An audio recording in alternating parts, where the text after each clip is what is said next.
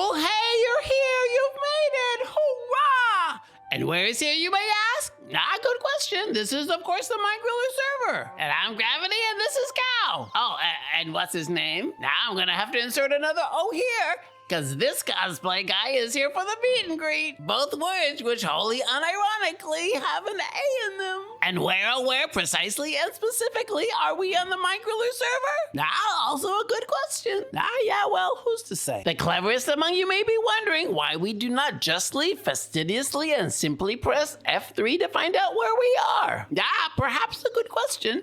Well, we do have, feelings about said keybind. Now, I will ask you, and by that I mean not us, which I assure you is meant to refer to the most gracious viewers of this channel, and that means both of you, to become once again acquainted with the now iconic phrase, no, and nay, nay, which is unironically applicable to this guy thinking that he is going to join Cow and I on today's spine-tingling adventure. We, and by that I mean Cow and I, don't press F3 here. The infamous keybind has in fact been what we will call disabled. Excuse me? Which, may I say to the pearl clutchers among you, is a choice reflecting our rejection of euphemisms and patronizing terms.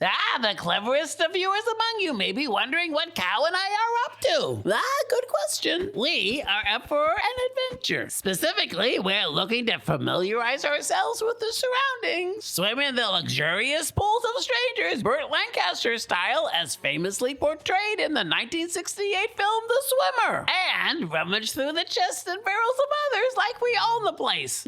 Good times. Now Cow never misses a chance to get his hooves wet in duly chlorinated water. As much as Cow loves to bob up and down, but also he does equally love the smell of his little pink rubber nose guard. Pinch speculums notwithstanding, we cannot stay all day. We have things to do. And it would appear, as if I planned it, that we are going to set sail to lands unknown. And sadly, Cow, as much as you would like to drive, I think not this time. Perhaps on Christmas or for your birthday. Hey, Cow, do you see what I see? Look here. This looks like a rundown, broken old presidio. Historically, and by that I mean a presidio, refers to a fortified military post or garrison, especially those established by the Spanish Empire in the southwestern United States. These fortresses were built to protect Spanish missions, territories, and trade routes from threats, such as hitherto and including raised by Native Americans, pirates, and rival colonial powers. In addition to its military context, the term presidio can also refer to a Spanish penal settlement. Is Cow giggling? Children will be children. Now, this presidio seems to be housing a sort of top-down ice farm and a coral fan farm. Good to know. Now, where are we? I mean, where were we? Oh, hide and seek, I see you. Yeah, I was dusting off my personal knowledge of presidios. Excluding my numbing trivia, we don't do that here. Now, Cow, is it just me, or does this wading pool seem a bit over-chlorinated to you? Now, we don't want your hoof hair to turn a sickly shade of puce. Speaking of which, and by that I mean the word puce, look, this cosplaying sheep is now following us like he works for TMZ. You will excuse me while I nom. I don't know who should tell him, but this Holstein cow costume he keeps wearing leaves a bit to the imagination. No, and nay.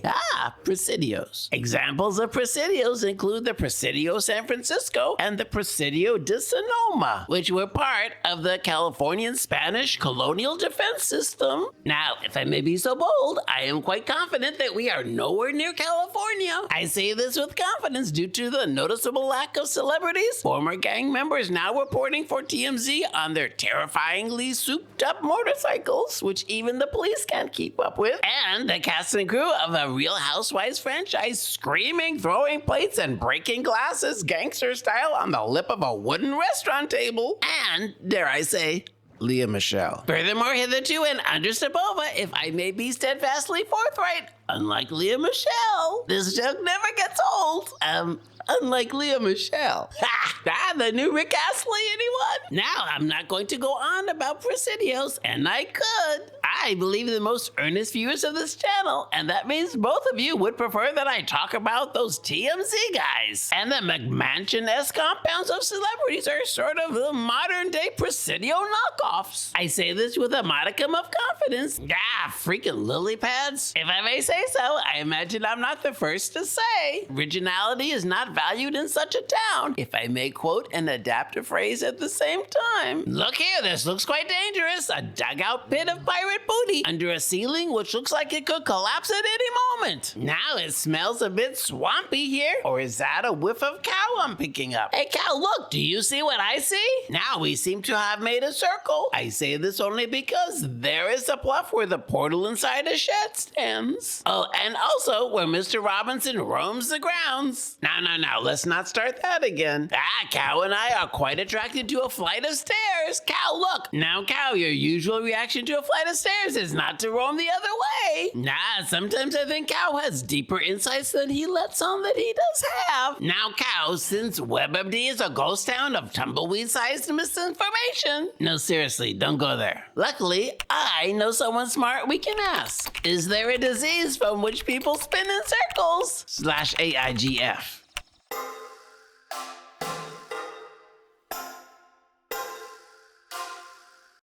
Yes, bending pouch is more positional vertigo.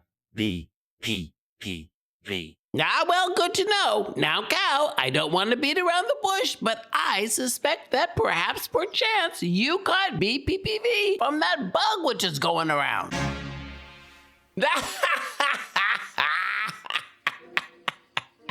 Now, if you're one of those people who finds memes funny and finds it a valid creative outlet to take from the content of others, and may the Lord above help you, it will come as no surprise that I have exactly one thing to say.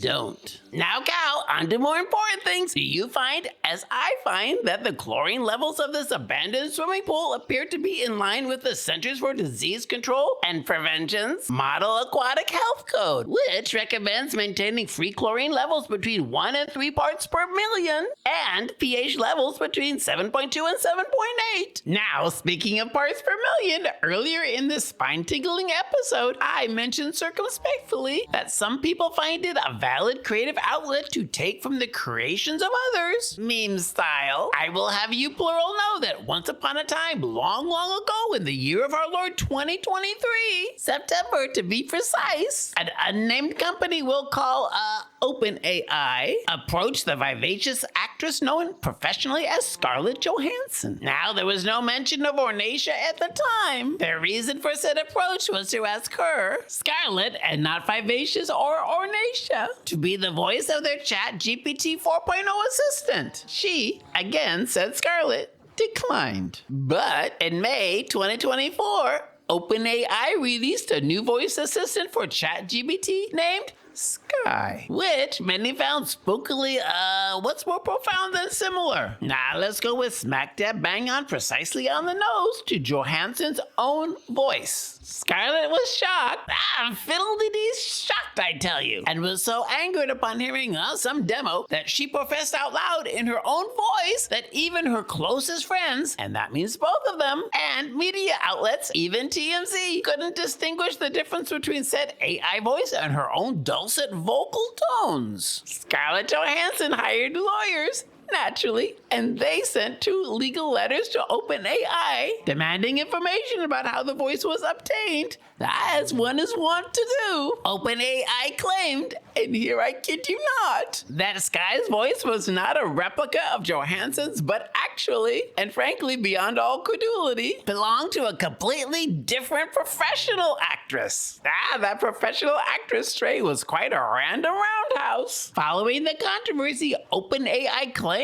fibbed, out and out lied? Now, let's go with asserted that they had already suspended the use of the holy sui generis sky voice. Those guys. Now, it has come to my attention that said vocally proprietary actress has again appeared in the news. Cow, have some wheat. Good thing you're standing in water. No one likes the smell of singed hooves. Just saying. In a new interview, she, of the Scarlett Johansson Don't Steal My Voice fame, was asked why she doesn't take selfies with fans. Also a good question. She, and by that I mean the voice of her, explained that she thoughtfully, and not at all with an AI-sounding rote tone, habitually recites to such selfie-seeking fans this sentence: I don't want to be identified as being in this time and place with you.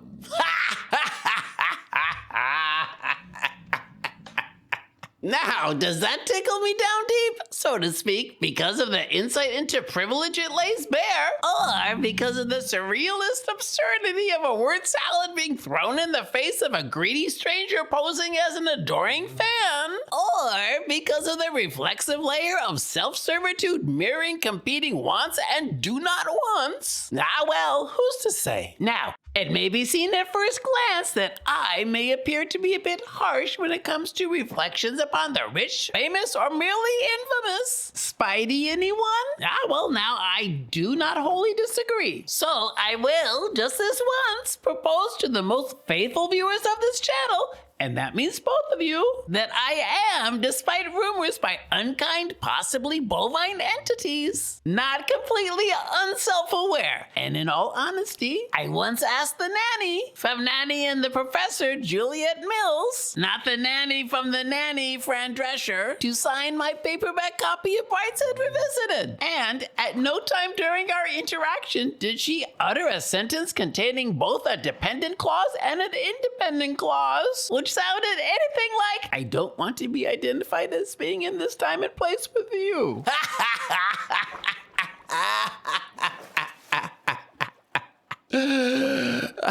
It still gets me. Now, if we may, we will for a moment forego the usual format of a GravityFiller episode. This is quite exciting. In order to conduct a bit of housekeeping, if you will. Well, hope springs eternal. Now, this deviation involves the format of this very spine-tingling episode. Now, the episode could end with a black card with white, finely formatted text in a tasteful font containing the words, "To be continued, ellipsis." But nevermore and nonetheless, no, and nay, I would never. No, I merely would ask for your indulgence. Since the most observant viewers among you will have noticed off the coast there lies, possibly another semaphore tower. And what is a semaphore tower, you might ask? Now, if you have not watched our previous episode, that might be considered a good question. Spoiler, all is revealed therein. Oh, and whilst we're here, let's move on to one more point of housekeeping. I am proud to say that we, and by that I mean Cow and I, have in fact received, garnered our first hate comment. Perhaps that means we are officially waist deep in the world of content creators. I say this because, and whilst we were previously referring to said previous episode, I will point to a comment on said video by one, at Darren Hogan-I3D, which reads in full, I hate, no closing punctuation. Now, it would appear at first glance that said commentator does not grasp the intricacies of YouTube comments and video engagement priorities. And in case you, Darren is it, are hate watching this episode, now let us not pretend to be surprised. Perhaps you have something to comment, well, here below this video. Well, it couldn't hurt. Wink, wink. Well, now, okay. And enough about that and the choices we make, which will be exposed to all future employers, potential spouses, and as yet unrealized grandchildren. With that being said, and due to Cow's bone-chilling separation anxiety, sadly it's time to say our goodbyes. Goodbye, so long, see you later, hasta la vista baby, tot ziens, tot zoo.